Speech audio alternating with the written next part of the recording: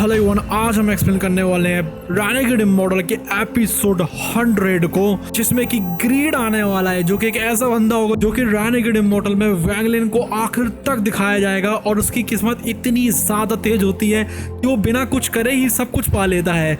उसके बाद टूसेन के प्लान को हम लोग जानेंगे कि उसका प्लान क्या है, कि वो यहाँ पर किस तरीके से अपने मैसेंजर को भेज कर पूरा खेल पलटाना चाह रहा है।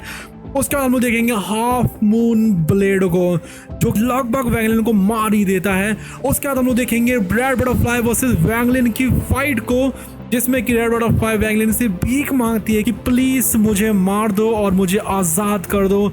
उसके बाद वैंगलिन को पता लगेगा कि क्वाइन फैंग की डोमेन क्या है, जिससे कि वो क्वाइन फैंग को फ्यूचर में जाकर हरा पाएगा। और तो और टूसेन का जो मैसेंजर है मूले हाय, वो फाइनली यूनकी जी से मिलेगा और वैंगलिन से भी। और ये जो बंदा है इसी को भेजा है टूसेन ने, जो कि बहुत ज्यादा टेरिफाइंग है। बहुत कुछ है देखने के लिए, एक एक करके हम लोग सारी चीजों को देखने वाले हैं। सबसे पहले हम लोग देख लेते हैं ग्रीड को और टूसेन के प्लान को। जो वैंगलिन रहता है उसने ली मुआन की सोल को ऐसे करके वापस ले लिया था, लेकिन सुजाकू टॉम रहता है वो कोलैप्स होता जा रहा था। वैंगलिन पाता है अपने आप को कि उसकी सिचुएशन बहुत ज़्यादा खतरनाक हो चुकी है। जो यहाँ पर छोटे मोटे से झटके आए थे वो सिर्फ 10 सांसों तक चले थे, लेकिन फिर भी जो पूरा टॉम रहता है उसकी हालत ख़राब हो गई थी।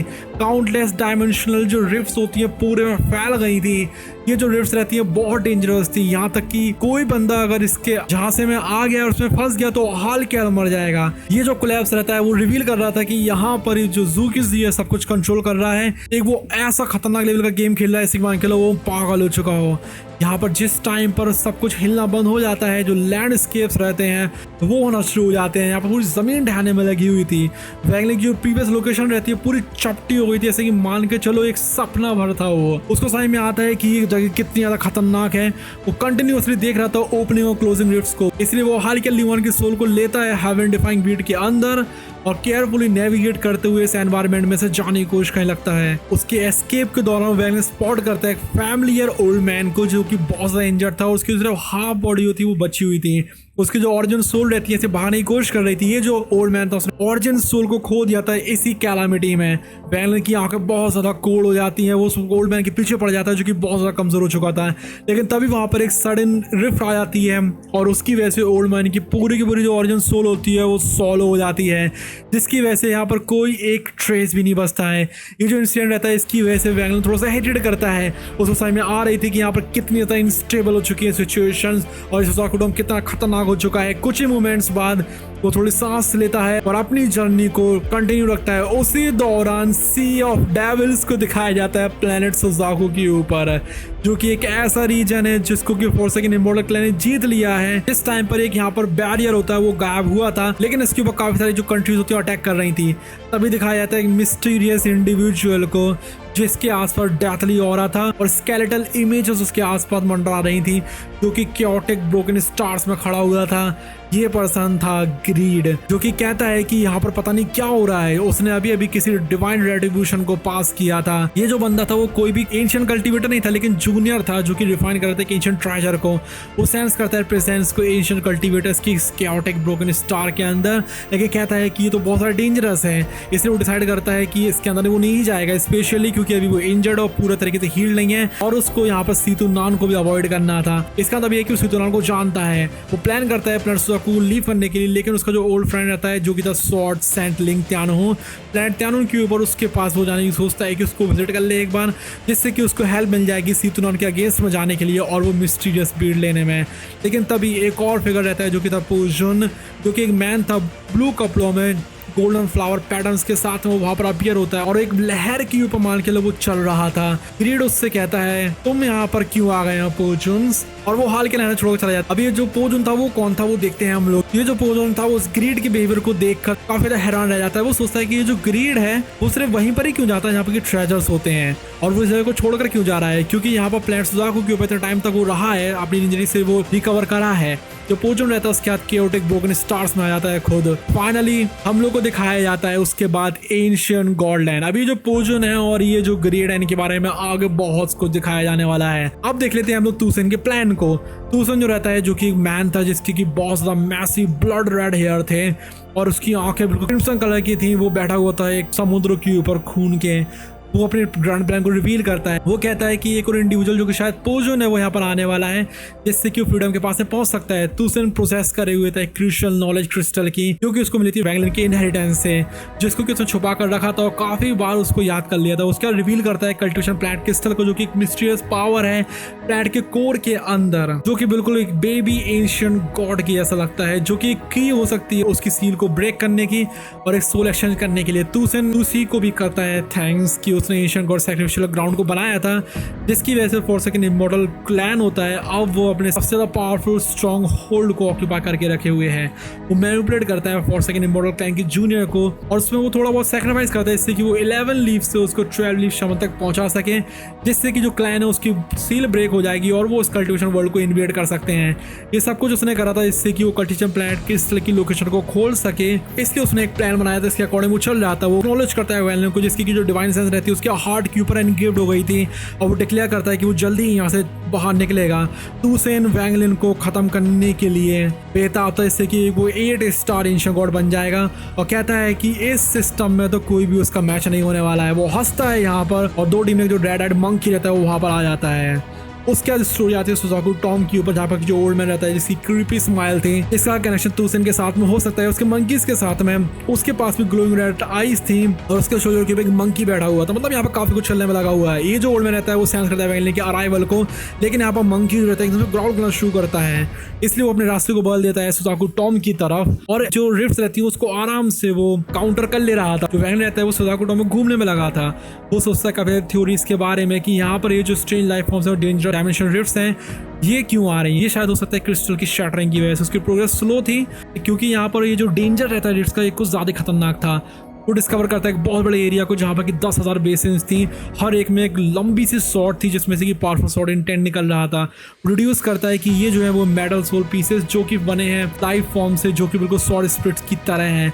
सेंटर में से मैंस फील्ड के एक लार्ज बेसिन जो कि डार्क ब्लू आइस में कवर्ड है, और उसमें से स्ट्रॉन्गेस्ट सबसे ज्यादा एरोगेंट सॉर्ड इंटेंट निकल रहा था, क्योंकि यहाँ पर अब हम लोग देखने वाले हैं हाफ मून ब्लेड के बारे में। ये है एक रेमिनिसेंट सेलेस्टियल सॉर्ड का, जो कि उसने पहले कभी देखा था। ये जो फैमिली चीज रहती है वो उसको कंपेयर कर रही थी कि जल्दी से जाकर वो उसको देखे। जिस टाइम पे वो उस एरिया में एंटर करता है, एक सिल्वर सॉर्ड जो रहती है इमर्ज होती है नियर बाय बेसिन में से, जो उसको थ्रेटनिंग करने लगती है। वो कहती है निकल ले यहाँ से अपनी डिवाइन सेंस का इस्तेमाल करके। वो समझ जाता है कि ये जो है वो metal elemental soul life form है, इसलिए वैंगलिन समन करता है अपनी सेलेस्टियल सॉर्ड को, ऑर्डर करता है ज़ूलुगियो को, उसकी स्पिरिट को कि जल्दी से जाओ और जाकर इसको निपटाओ। ज़ूलुगियो रहता है वो थोड़ा सा हिचकिचाता है, लेकिन फिर जल्दी से जल्दी जाता है और सॉर्ड को स्केयर करना शुरू कर देता है अपनी सेलेस्टियल सॉर्ड की ओवरवेलमिंग ऑरा से। तो वैंगलिन रहता है उसको रियलाइज हो जाता है कि जो ज़ूलुगियो है वो एक सॉर्ड स्पिरिट है, इसलिए वो नेचुरली सप्रेस कर सकते हैं बाकी सॉर्ड स्पिरिट्स को। वो ज़ूलुगियो को आगे जाने देता है इससे कि वो उसको फॉलो कर सके। इसलिए जो ज़ूलुगियो रहता है वो पूरे रास्ते को क्लियर करता रहता, और यहाँ पर काउंटलेस ट्रेजर सॉर्ड्स भी थी जो कि निकलने में लगी हुई थी, और सेलेस्टियल सॉर्ड जो कि ज़ूलुगियो उसको देखकर वो हाल भाग जा रही थी। ये जो स्ट्रेंज सीन था जिसमें कि सारी ट्रेजर सॉर्ड्स थी, वो कुछ ज्यादा खतरनाक लगने लगा था ज़ूलुगियो को, लेकिन उससे कुछ भी क्यों ना हो वैंगलिन हालके सेंटर की तरफ पहुंचता रहा था। अभी जितनी ज्यादा वो गहराइयों में जाता है, यहाँ पर उसको और भी ज्यादा कम रिफ्ट्स देखने के लिए मिलती हैं, जिससे पता लग रहा था कि ये जो एरिया है उसको कोलैप्स से बिल्कुल भी अफेक्ट नहीं होने वाला है। फाइनली वैंगलिन पहुंच जाता है सेंट्रल बेसिन में, जहाँ पर कि कई 100 फ्लाइंग सॉर्ड्स रहती हैं तैरने में लगी हुई थी। ज़ूलुगियो जिस टाइम पर सुनता है कि यहाँ पर सारी सॉर्ड स्पिरिट्स हैं, वो यहाँ से भागने की कोशिश करता है सेलेस्टियल सॉर्ड के अंदर, जिससे कि यहाँ पर किसी लड़ाई ना करनी पड़े, लेकिन वैंगलिन उस सेलेस्टियल सॉर्ड को फेंक देता है इस ट्रेजर सॉर्ड्स के समुद्र में, और कहता है कि जल्दी से ब्रेक थ्रू करो। अब जो ज़ूलुगियो रहता है उसको चार्ज करना पड़ता है। एक हाफ मून ब्लेड जो रहता है इस डार्क ब्लू आइस में से निकलता है सेंट्रल बेसिन में से। वैंगलिन जो रहता है इसको देखकर डिसअपॉइंट हो गया था। उसने सोचा था कि यहाँ पर जो ओल्ड फ्रेंड है उसकी वेल्थ उसको वापस मिल जाएगी, लेकिन ऐसा कुछ नहीं हो रहा था। वो देखता है इस पावरफुल ब्लेड को जो कि अभी तक बना ही था काउंटलेस सोल पीसेस से, लेकिन अभी उसमें एक सिंगल जो सोल पीस रहती है उससे जरूर वो बन रहा था, जिसकी वजह से वो यूनिक हो गया था। यहाँ पर जितनी भी लाइफ फॉर्म्स है उनमें से सराउंडिंग सॉर्ड रहती है रिस्पेक्टफुली पीछे की तरफ हट जाती है इस हाफ मून ब्लेड से। जो हाफ मून ब्लेड रहता है एफर्टलेसली पुश कर देता है सेलेस्टियल सॉर्ड को पीछे की तरफ। जो ज़ूलुगियो रहता है वो तो डर ही जाता है इसको देखकर, इसे वो वैंगलिन की तरफ आ जाता है। वैंगलिन लेकिन कहता है हाफ मून ब्लेड से कि तुम मेरे आगे कुछ भी नहीं हो। अभी ये जो ब्लेड रहता है 100 फीट का हो जाता है, उसमें से स्प्लिटिंग वेव निकल जाती है ब्लेड एनर्जी की, और यहाँ पर एक अलग ही डिवाइन सेंस की मैसेज निकल रहा था। तो ये कह रहा था कि इसकी सोल को भी छोड़ दो कि शायद ज़ूलुगियो और तुम जा सकते हो। वैन को रियलाइज हो जाती है कि जो हाफ मून ब्लेड इसकी स्ट्रेंथ कितनी ज्यादा टेरिफाइंग है। वो उसकी ब्लेड एनर्जी से पीछे की तरफ फेंक जाता है, जो कि late stage soul transformation cultivator के अटैक को मैच कर रही थी। लेकिन वो यहाँ पर रिट्रीट करने की बजाय आगे की तरफ आता है, वो डीपर में चला जाता है सुजाकू टॉम के, जिससे कि वो सोच रहा था कि यहाँ से वो शायद भाग सकता है इस ब्लेड से बचकर। लेकिन उसको यहाँ पर काफी सारी ट्रेजर सोर्स जरूर देखने के लिए मिल रही थी। वो एक्टिवेट करता है अपने 1 मिलियन सोर्सर फ्लैग को, जो कि ट्रांसफॉर्म हो जाता है ब्लैक फॉग में, जो कि उसको एनवलप कर लेता है, जिससे कि उसकी स्पीड बढ़ जाती है। उसकी वजह से वो जो इनिशियल वेस रहती है सराउंडिंग ट्रेजर सोर्स की, उससे तो वो भाग पा रहा था। हालांकि जो एंडलेस सी रहता है उसको अभी भी वो परस्यू करने में लगा हुआ था, जिससे कि यहाँ पर एक हेवन डिस्ट्रॉइंग स्वॉर्ड इंटेंट बन जाता है और एक चिलिंग कोल्ड भी बन जाती है, जो कि अलग ही तरीके का उसको खतरा दे रही थी।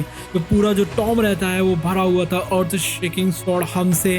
वैंगलिन नोट करता है कि ये जो कंबाइंड स्वॉर्ड से रिजेंबल कर रही है एक एंशिएंट स्वॉर्ड इमॉर्टल को, उनकी जो एनर्जीज रहती है कॉन्स्टेंटली स्ट्राइक कर रही है उसके सोल फ्लैग को, जिससे कि सोल फ्लैग उन सबके ब्लोज को एब्सॉर्ब कर रहा है। सिर्फ और सिर्फ कोई और ज्यादा खतरनाक जो ब्लेड एनर्जी होती है, जैसे कि हाफ मून ब्लेड की फोर्स होती है, वही उसको पीछे की तरफ ढकेल दे रही थी और उसको अपने सेंसर सोर्स से उसको ब्लॉक करना पड़ रहा था। ये जो चेस रहता है काफी थ्रिलिंग होता जा रहा था, कहीं दोनों तक चलता है। और उसको याद आ जाती है कि जिस टाइम पर वो अर्ली डेज में था अपने कल्टीवेटर में, तब तो उसको यहाँ पर काफी भागना ही पड़ता था। सडनली 2 कल्टीवेटर्स रहते हैं जो उसकी जाओ होता है, वुमेन थी पर्पल कलर के कपड़ों में, वो 5 किलोमीटर दूरी पर अपीयर होती है।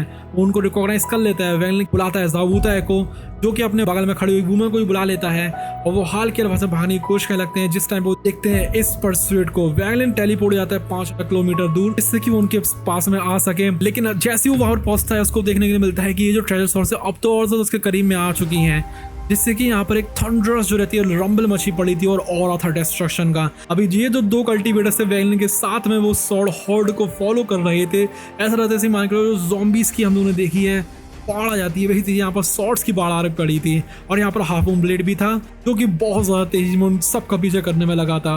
वैंगलिन का प्राइमरी फोकस था ब्लेड की एनर्जी अटैक्स के ऊपर। वो नोट करता है कि ये जो मिस्टीरियस फोर्स है वो उसकी स्पीड को लिमिट कर रही है। अभी 3 अगरबत्ती के टाइम के बराबर टाइम तक लोग भागते रहते हैं और पहुंच जाते हैं एच पर बेसिन एरिया के। वैंगलिन फिर वहां से टेलीपोर्ट हो जाता है बाहर की तरफ और भागता है। जावूता उसको फॉलो करता है। जो वुमेन रहती है वो एक दूसरे एस्केप रूट को चूज करती है। जिस टाइम पे वो बेसिन के बाहर आ जाते हैं, जो हाफ मून ब्लेड रहता है उसकी स्पीड और ज्यादा बढ़ जाती है, क्योंकि अब ये जो मिस्टीरियस लिमिटिंग फोर्स होती है कमजोर हो जाती है, जिसकी वजह से वो जावूता को तो हाल पकड़ लेता है। जावूता देखकर हैरान रह गया था कि इसकी स्पीड कितनी ज्यादा है। वैंगलिन जो रहता है वो फोर्स हो गया थोड़ा स्लो डाउन करने के लिए, क्योंकि यहाँ पर डायमेंशनल रिफ्ट्स और ज्यादा बढ़ गई थी बेसिन एरिया के बाहर में। वो इवेंचुअली रुकता है माउंटेन के ऊपर और देखता है रेनबो कलर्ड स्प्लिट माउंटेन को डिस्टेंस में, जो कि उसको सीतुनान ने बताया था। लेकिन ऑलमोस्ट हाल के हाल जो हाफ मून ब्लेड रहता है वो उस माउंटेन में आकर क्रैश हो जाता है जहाँ पर वैंगलिन था, जिससे कि उसको डिस्ट्रॉय कर देता है। डिवाइन सेंस जो रहती है गूंज जाती है, कहती है कि उसको यहाँ पर छोड़ दो। वैंगलिन हाल ही के हाल टेलीपोर्ट हो जाता है, लेकिन यहाँ पर स्विफ्ट अटैक जो रहता है ब्लेड से, वो उसकी जो कपड़े रहते हैं उसको काट देता है और उसके एक आर्म रहता है उसको बहुत ज्यादा जख्मी कर देता है। वो कंटिन्यू रखता है टेलीपोर्ट होना। वो नैरो जैसे जैसे करके बस ब्लेड को डॉज भर कर पा रहा था, जो कि अपनी डिस्ट्रक्टिव एनर्जी के साथ में उसके पीछे पड़ा हुआ था। यहाँ पर माउंटेन्स तक को वो कोलैप्स कर दे रहा था। कुछ तो यहाँ पर जो रिफ्ट्स रहती है उसके जो रास्ते में आ रही थी उन तक को वो कोलैप्स कर दे रहा था। अभी एक और बार वो टेलीपोर्ट करता है, लेकिन उसके एक और राइट लेग के ऊपर चोट लग जाती है। वैंगलिन इंप्रेस हो गया था ब्लेड की इनक्रेडिबल स्पीड को देखकर, जो कि उसकी फोर्स सोल जो है सोल फ्लैग की उसके बराबर है। लेकिन वो नोट करता है कि जो ब्लेड की डिस्ट्रक्टिव पावर है वो कुछ ज्यादा खतरनाक है। उसको रियलाइज होता है कि ये जो ब्लेड है वो प्राइसलेस ट्रेजर है। उसकी जो स्पीड रहती है वो सीमिंगली बनी है एक single powerful metal element soul piece से। यहाँ पर उसको लालच आता है। वो रियलाइज करता है कि वो इससे भाग तो सकता नहीं है, इसलिए वो उसको अपना बना लेगा। इसलिए वो एक डिसीजन को लेता है। वो फोर्स करता है ज़ू लिग्यू को अपनी सेंस्ट्रल स्वॉर्ड से बाहर निकलने के लिए और डिक्लेयर करता है कि तुम यहाँ पर एक चारे की तरह काम आओगे। वो प्रॉमिस करता है कि मैं तुम्हें रेस्क्यू कर लूंगा जिस टाइम पे मुझे सोल पीस मिलेगा। ज़ू लिग्यू यहाँ पर रोता है, चिल्लाता है, कहता है कि नहीं नहीं, जो हाफ मून ब्लेड है वो मुझे खत्म कर देगा। तो वैंगलिन है वो यहाँ पर ज़ू लिग्यू की लोकेशन को फील कर पा रहा था एक लिंक की वजह से। वो कॉन्फिडेंट था कि जो ब्लेड की स्पीड है वो उसको हार्म तो नहीं करेगी, क्योंकि उसके कुछ और भी इंटेंशंस हैं। जो ज़ू लिग्यू रहता है वो यहाँ पर खड़ा हो जाता है। वो प्लान कर रहा था कि इस डायवर्जन को इस्तेमाल करने के लिए, जिससे कि उसको टाइम मिल सके और वो ब्लेड का पीछा बाद में कर सकता है। वैंगलिन यहाँ पर जिस टाइम पर अपनी सेंस्ट्रल स्वॉर्ड को दूर को रख देता है और तैयार हो जाता है इस रेनबो कलर्ड माउंटेन की तरफ उड़ने के लिए, जिससे कि वो यहाँ पर बाहर निकल सके। उसके एक्सप्रेशन चेंज हो जाते हैं, क्योंकि वो देखता है कि लोनली रेड फिगर को नियर बाय माउंटेन के ऊपर, और ये फिगर थी रेड बटरफ्लाई। जिस टाइम पर उसको समझ में आती है कि ये जो रेड बटरफ्लाई वही है, वैंगलिन डिड्यूस करता है कि जो कॉन्फेंग है, जो कि एक mid stage soul transmission cultivator है, वो भी आसपास ही होगा। वो कामली ग्रीट करता है रेड बटरफ्लाई को, जो कि उसके सामने एकदम से आ गई थी। वैंगलिन को ये देखकर हैरानी हो रही थी कि उसके अंदर एक अलग ही तरीके की हॉलोनेस थी और डेथ जैसी बिल्कुल एम्प्टीनेस थी उसकी आंखों में, ये दिखा रहा था कि उसका जो प्राउड और जो कभी एरोगेंट जीनियस वो हुआ करती थी, उसको कितनी बुरी तरीके से क्वान फेंग ने तबाह कर दिया है। ये गिफ्टेड कल्टीवेटर थी जो कि पहुंच गई थी लेट स्टेज फुल फॉर्मेशन पर सिर्फ 100 सालों में। वैंगलिन को फील होती है यहाँ पर रिग्रेट कि यहाँ पर जो चीजें हैं वो सेम रहती हैं, लेकिन जो लोग हैं वो बदल जाते हैं। वो सोचता है कि काश वो जो है वो पहले की तरह हो जाए, क्योंकि यहाँ पर वैंगलिन पावरफुल अपोनेंट्स की रिस्पेक्ट करता था। वैंगलिन उसके बाद लाउडली बुलाता है क्वान फेंग को, जो कि वॉइड में से आता है और उसको डिसमिस कर देता है। कहता है कि वो वैंगलिन से इस पर माउंटेन पर मिलेगा, जो कि ऐसी जगह थी जो कि वैंगलिन को अजीब सी लग रही थी, क्योंकि उसको थ्योरी पता थी टॉम के बारे में कि वो एक कल्टीवेशन प्लांट क्रिस्टल है। क्वान फेंग फिर वहां से गायब हो जाता है, लेकिन फिर वो हाल के कमांड करता है रेड बटरफ्लाई को कि वैंगलिन को मार दो। और वो वैंगलिन को भी रिमाइंड करता है कि ये तुम्हारा चांस है अपने ओल्ड फ्रेंड से मिलने के लिए। जो हॉलोनेस थी रेड बटरफ्लाई की आंखों में, वो एक अलग ही तरीके की बैटल इंटेंट दे रही थी। वो आ जाती है वैंगलिन को रोकने के लिए, और वैंगलिन के हाथ में थी एक रेड लॉन्ग स्वॉर्ड। एक पावरफुल जो ऑरा रहता है वो इन्फ्यूज करता है सेलेस्टियल स्पिरिचुअल एनर्जी में, जो कि उसके अंदर से निकल रहा था, जो कि दिखा रहा था कि वो यहाँ पर सोल ट्रांसफॉर्मेशन स्टेज के कितनी ज्यादा करीब है। उसके जो कोड गेज थे वो वैंगलिन की ओर फिर से रहते हैं। वैंगलिन यहाँ पर लेकिन कुछ फर्क नहीं पड़ता है। वो यहाँ पर क्वान फेंग को पकड़ने की किसी भी जल्दी में नहीं था। वो चूज करता है कि वो इस सिचुएशन को देखेगा। रेड बटरफ्लाई हाल के लिए अटैक करती है और अपनी जो रेड स्वॉर्ड रहती है उसको लाइटनिंग लाइक स्पीड में वैंगलिन की तरफ फेंक देती है, लेकिन वैंगलिन उसको ब्लॉक कर लेता है अपनी रेस्ट्रिक्शन फ्लैग से। यहाँ पर वो लेयर्स को बनाता है शील्ड्स के, जो कि उसके थंडरस रंबल के साथ रेजोनेट हो रही थी स्वॉर्ड स्ट्राइक के। जो रेड बटरफ्लाई रहती है वो रेड कलर की आइस में ढक जाती है और एक चिलिंग और उसमें से निकल रहा था। वो फिर आ जाती है आगे की तरफ इस धूल में, जो कि गायब सा होता जा रहा था, और उसके अंदर से एक अलग ही तरीके की उदासी से भरी हुई फुसफुसाहट निकल रही थी, जो कि कह रही थी कि मुझे मार दो। इससे पता लग रहा था कि यहाँ पर उसके अंदर अभी भी थोड़ी बहुत तो जान बची हुई है, सैनिटी बची हुई है। यहाँ पर वो डेथ को चूज कर रही है अपनी करंट कंडीशन के कंपैरिजन में। वैन का जो हार्ट रहता है वो कांप जाता है, जो कि बहुत कम कांपता है असल में। वो कंफर्म करता है कि यस, जो उसकी कॉन्शियसनेस है वो अभी बची हुई है। वो एक गहरी सांस लेता है, 30 फुट लंबे लाइन्स को बुलाता है ग्लोइंग रेस्ट्रिक्शन गैस में से, और फिर वो आगे की तरफ बढ़ जाता है और उसमें से निकल रही थी एक अलग ही तरीके की आवाज। जो रेड बटरफ्लाई रहती है वो प्रेस करती है रेड आइस पीस को अपने फोरहेड के ऊपर, जिससे कि जो रेड लाइट रहती है उसको एनवलप कर लेती है। वो बना लेती है एक ग्लोइंग रेड आर्मर, जिसमें से कोल्ड निकलने में लगी हुई थी, और एक सोल लैशर रहता है जो कि उसको क्वान फेंग ने दिया था, वो उसके हाथ में आ जाता है। उसकी जो आंखें रहती है वो जलना शुरू हो जाती है मिस्टीरियसली जिस टाइम पे उस वेब को देखती है, और उसको वो छोड़ देती है ड्रैगन की तरह वैंगलिन की तरफ। जो सोल लैशर रहता है और जो वैंगलिन के लेंस रहते हैं वो कोलाइड होते हैं, जिससे कि यहाँ पर शॉक वेव्स बनती हैं। जो वेव रहती है वो रेड बटरफ्लाई के हैंड से निकलकर फिर जाती है, और वो कंटिन्यू रहती है जिस टाइम पर ब्लैक लाइटनिंग जो रहती है वैंगलिन की तरफ बढ़ रही थी, जो कि उसको फोर्स कर रही थी 1000 फीट पीछे फेंक जाने के लिए। वैंगलिन की आइज बहुत ज्यादा चौकन्नी हो जाती है, उसमें से एक मिस्टीरियस लाइट निकलती है। इस टाइम पे उसको रिकॉग्नाइज होता है कि ये तो सोल लैशर है जो कि कभी उसका हुआ करता था, और वो सोचता है कि मैं इसको वापस लूंगा। रेड बटरफ्लाई इस शॉक वेव से पीछे की तरफ फेंक जाती है, लेकिन वो अपने आर्मर की कोड ऑरा को इस्तेमाल करती है, इससे कि वो शॉक वेव को फ्रीज कर सके आइस स्कल्पचर्स में। वो शैटर कर देती है उनको, और एक दर्द के साथ में स्ट्रगलिंग एक्सप्रेशन के साथ में वो फिर से कहती है किल मी। वैंगलिन जो रहता है वो देख रहा था इस स्ट्रगल को, और उसको समझ में आ रही थी कि वो रिक्वेस्ट क्यों कर रही है, इसलिए वो साइलेंटली हाँ करता है। वो बुलाता है अपने जायंट एक्स को, जिससे कि जो स्काई रहता है पूरा डार्क हो जाता है, उसकी वजह से उस ब्लेड में लाइट्स आ जाती हैं, और उसमें से फिर निकल आती है एक पर्पल लाइटनिंग क्रैकलिंग, जो कि उसके आसपास हो जाती है इकट्ठा। एक पावरफुल जो बैटल डिजायर रहता है उसके अंदर आ जाता है, जिस टाइम पे जो एक्स रहती है जो कि उसकी ट्रू बॉडी के लिए थी, क्योंकि उसके सेलेस्टियल स्वॉर्ड की लिमिटेशंस है वो यहाँ पर दिखाई दे रही हैं उसको, और यहाँ पर वो सोल फ्लैग को इस्तेमाल नहीं करना चाह रहा था। रेड बटरफ्लाई उसके मैनिफेस्ट करती है क्रिस्टल रेड रोज को अपने माउथ में से। जिस टाइम वो ब्लूम होता है, एक रेड स्पोर्ट जो रहती है वो बन जाती है, जो कि रिवील कर रही थी फिगर को, जो कि उसके पास्ट की तरह लग रहा था, जो कि था उसका प्राउड सेल्फ। ये जो मैनिफेस्टेशन रहता है जिसमें कि पावरफुल सेंस भरी हुई थी गर्व की, वो कमांड करती है सैंगन्यू को कि जल्दी से ऐड करो। अभी जिस टाइम पर वैंगलिन की फाइट चल रही थी, रेड बटरफ्लाई के साथ में जो ज़ाबूता रहता है वो अभी भी फ्लाई करने में लगा हुआ था। वो शॉक हो गया था हाफ मून ब्लेड की स्पीड को देखकर। वो सेंस करता है एक पावरफुल रेड क्लाउड को जो कि अप्रोच कर रहा है, जिसकी वजह से यहाँ पर जो डायमेंशन रिफ्ट्स रहती है वो भी डिसअपियर हो जा रही थी। उसका समझ में आता है कि ये कितनी ज़्यादा इंपॉर्टेंट चीज़ है, इसलिए वो रिस्पेक्टफुली रुक जाता है, और एक वॉइस जो रहती है क्लाउड में से उसको इन्वाइट करती है अंदर की तरफ। अभी इस रेड क्लाउड में से वो मिलता है यूनिकी जी से, जो कि एक ओल्ड मैन था रेड कपड़ों में, जो कि देखने में लगा हुआ था टूराई पर बहुत ज्यादा, जैसे कि मान के लोग उस वैंगलिन की फाइट को देख पा रहा हो। यूनिकी जी patriarch for second immortal clan के, और उनको यहाँ पर कल्टीवेशन प्लांट क्रिस्टल के अंदर भेजा गया था, जिससे कि वो टेडू पावर को अपनी इस्तेमाल कर सके अपने एंसेस्टर के स्कल से। वो था स्ट्रिक्ट टाइम लिमिट में, क्योंकि यहाँ पर जो क्रिस्टल की पिस्टेज पावर है उसको मार रही थी। इसकी वजह से वो रश करता है स्पिरिट माउंटेन की तरफ, जो कि सेंटर में क्वाइन फैंग और जो बाकी कल्टिवेटर्स रहते हैं, जिसमें कि मेंबर्स भी थे फॉरसेकन इमॉर्टल क्लैन के, वो भी यहाँ की तरफ आ रहे थे।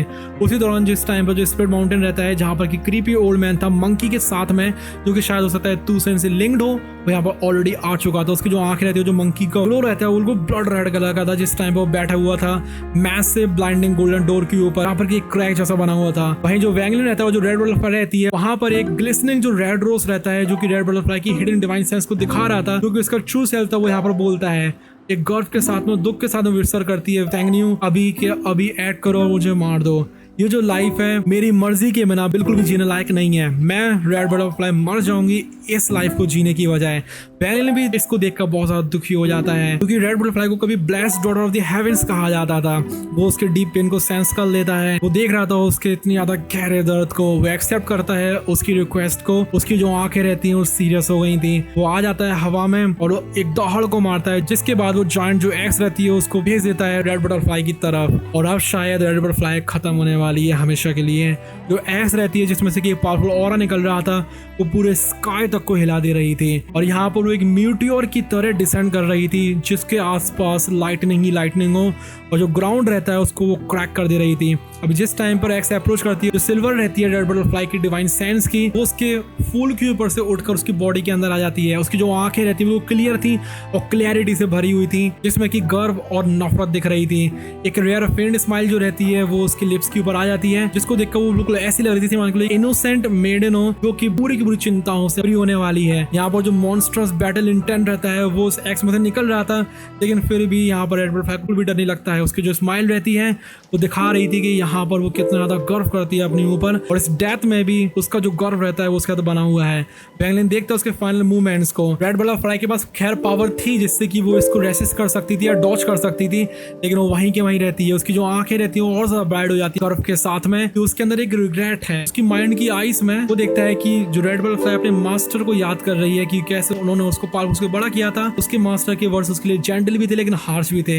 एक और जो फिगर रहता है जो कि एक वीक लुकिंग यूथ था, इसके क्या बिल्कुल जेंटल रहती है, वो वहां पर आ जाता है। फाइनली उसकी जो आंखें रहती हैं सैड हो जाती हैं उसके ऊपर, जिससे कि वो प्यार करती थी इतना ज्यादा कि उसके सब कुछ रिस्क कर सकती थी, जिससे कि उसने कभी सोल लेशर को चुराया था। वो कहती है सॉफ्टली गुड बाय। उसकी जो स्माइल रहती है फ्रीज हो जाती है जिस टाइम पर जो एक्स रहती है वो स्ट्राइक करती है। जो रेड रोज रहता है उसके सामने वो बिखरना शुरू हो जाता है। उसकी जो पंखड़ियां रहती हैं वो नीचे गिरने लगती हैं। रेड बटरफ्लाई के मुंह से खून की धारा बहने लगती है। उसकी जो आंखें रहती हैं वो अब धीमी पड़ती जा रही थी, लेकिन उसका जो गर्व रहता है वो अभी भी उसके साथ में बना हुआ था। लेकिन वो मरते मरते फुसफुसा जाती है एक भविष्यवाणी को वैंगलिन के लिए, जिसमें कि वो कहती है कि जो नीले कलर के फूल हैं वो नॉर्दर्न प्लेन्स में ब्लूम करेंगे अगली साल।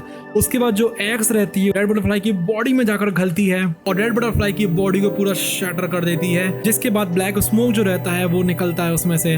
उसका जो आर्मर था रेड बटरफ्लाई का पूरा क्रैक हो चुका था, शैटर हो चुका था, और वो अपनी आंखों को बंद कर लेती है, जिसके बाद उसकी जो बॉडी रहती है वो एक्सप्लोड हो जाती है और वहां पर एक खून की धुंध छा जाती है जो कि टाइनी ब्लड क्रिस्टल्स में स्कैटर हो गई थी। और इसी के साथ जो हेवेंस की ब्लेस्ड डॉटर थी रेड बटरफ्लाई वो यहाँ पर मर चुकी है। जो वैंगलिन रहता है वो उसके ऊपर फ्लोट करता है थोड़े टाइम तक, और उसको ऐसा लगता है जैसे कि मान के लो उसने आखिरी इच्छा को उसकी सुन लिया है, जिसमें कि वो कह रही थी वैंगलिन मेरी मदद करो, क्वाइन फैंग को मार देना प्लीज। वो रिफ्लेक्ट करता है रेड बटरफ्लाई की शॉर्ट ब्यूटीफुल और गर्व से भरी हुई लाइफ को। अभी रेड बटरफ्लाई का सिर्फ थोड़ा सा जो कुछ बचा हुआ था वो था एक जेड पीस का और सोल लैशर, जिसमें से कि लोनली ऑरा निकल रहा था। जो जेड था उसमें वाइटल इन्फॉर्मेशन थी क्वाइन फैंग की डोमेन को लेकर, जो की थी एंडलेस डिजायर, जिसके बारे में वैंगलिन को अब पता लग जाता है। उसकी डोमेन का मतलब ये था कि यहाँ पर वो सब कुछ खत्म कर देगा, जिससे पता लग रहा था ये क्वाइन फैंग है वो यहाँ पर अलग अलग तरीकों की चीजों को पाने की कोशिश कर रहा है, जिससे कि अपनी खुद की डोमेन को कंप्लीशन तक ले जा सके, बाकियों की डोमेन्स को डिवोर करके। जिससे पता लग रहा था कि यहाँ पर जो क्वाइन फैंग उसका सबसे खतरनाक जो ट्रायल है वो खुद ही है, ना कि सैंगन्यू। अब हम लोग देख लेते हैं इस वीडियो की आखिरी चीज को, कि यहाँ पर जो वैंगलिन है वो टूसेन के मैसेंजर से मिलता है, जो कि था मू लिहाई, और तो और मू लिहाई उनकी जी से भी मिलता है। और ये जो म्यू लिहाई है वो बहुत ज्यादा टेरिफाइंग, प्रोबेबली ये इल्यूशनरी यिन पर है, जो कि फर्स्ट स्टेप के ऊपर की स्टेज हो जाती है। वैंगलिन शांति से देख चुका था रेड बटरफ्लाई को मरते हुए,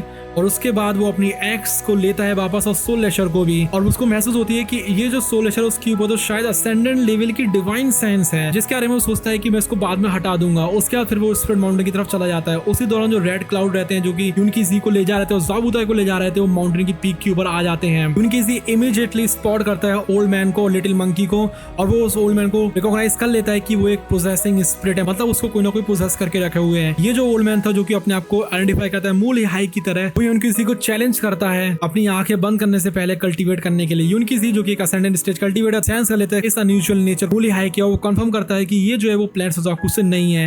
यूनकीजी फिर फोकस करता है एक जायंट क्रैक्ड गोल्डन डोर को माउंटेन के ऊपर। तो देखकर हैरान रह गया था कि यहाँ पर कितने ज्यादा चेंजेस हो रहे हैं सुजाकू टॉम में। वो यहाँ पर नोटिस करता है कि ये जो है वो पहले से बहुत ज्यादा बदल चुका है। जो प्रीवियस सुजाकूस रहते हैं जैसे उन्होंने डिस्क्राइब करता है उसके कंपैरिजन में, वो कहता है कि ये जो डोर है वो फर्स्ट सुजाकू के टॉम तक ले जाएगा हम लोग को, जहाँ पर कल्टीवेशन प्लांट क्रिस्टल जो है वो स्टोर्ड है, और उस टॉम को हम लोग सिर्फ तभी खोल सकते हैं जिस टाइम पे हम लोग इसको शटर कर देंगे। और तभी वहाँ पर क्वाइन फैंग भी आ जाता है जो कि देख रहा था बहुत ज्यादा सतर्कता से यूनकीजी को। उसके बाद वो आराम से जाकर सेटल हो जाता है। उसके बाद दो 8 लीव जो शमन्स रहते हैं और जो फोर्सेकन इमोर्टल क्लैन रहता है वो वहाँ पर आ जाता है, वो रिस्पेक्टफुली ज्वाइन करते हैं यूनकीजी को। और एक और कल्टीवेटर था जो कि ब्लू कलर के कपड़े पहने हुए था, मास्क पहने हुए था, वो यहाँ पर आ जाता है, एक साइलेंट सीट को ले लेता है। 1 घंटे बाद 3 और जो कल्टीवेटर्स रहते हैं अप्रोच करते हैं, और पूरा जो स्प्लिट माउंटेन रहता है जो सुजाकू टॉम रहता है वो यहाँ पर वॉलेंटली शेक होने में लगा हुआ था।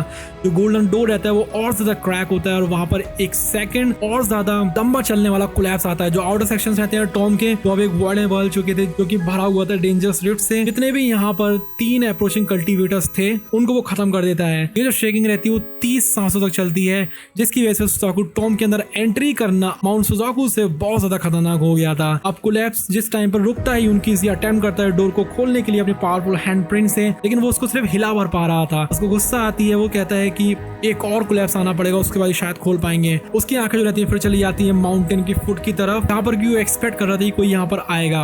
थोड़ी देर बाद जी जिन जो रहती है वहाँ पर आ जाती है, और 4 जो wounded late stage soul formation के टैटू पपेट्स होते हैं वो भी उसके साथ में आए हुए थे। वो जो ज़ाबूता रहते हैं वो सर्वाइव कर गए थे, क्योंकि यहाँ पर वो जो पपेट्स रहते हैं जो कि यूनकीजी ने दिए उनकी हेल्प उन लोगों ने ले ली थी। जो सीजन रहती है उसकी आंखें टिक जाती है क्वाइन फैंग के ऊपर, और वो उससे नफरत करती थी, और वो साइड में आती है यूनकीजी के। क्वाइन फैंग के जो एक्सप्रेशंस रहते हैं वो बिल्कुल कड़वे से थे, वो यहाँ पर मर्डरस इंटेंट से भरा हुआ था, और काफी ज्यादा उसको दर्द हो रहा था इस टाइम पे। वो सीजन को देखता है जिसको कि वो कहता है कि ये तो एक बिच है। जो सीजन रहती है उसके बदले में अपनी आंखों को बिल्कुल टिका कर रखती है क्वाइन फैंग के ऊपर, जिसमें कि बहुत ज्यादा गुस्सा भरा हुआ था।